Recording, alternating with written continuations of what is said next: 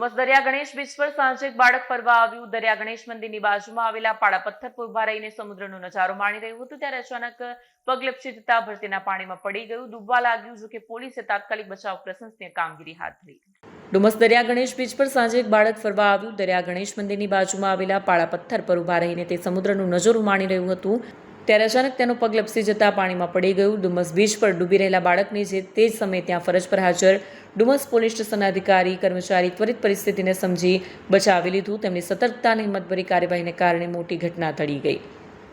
Police વિભાગ દ્વારા પણ આવી જીવન રક્ષક કામગીરીને બિરદાવવામાં આવી છે અને ભવિષ્યમાં બીચ પર નાના બાળકોના સંદર્ભમાં વધુ સાવચેતી રાખવા તથા દરિયા કિનારે લોકોને જાગૃત કરવા સૂચન કરવામાં આવ્યું છે. આ ઘટના બાદ સમુદ્ર કિનારે ફરતા પ્રવાસીઓએ ખાસ કરીને ભરતીના સમયે સાવચેતી રાખવાની સલાહ આપવામાં આવે છે.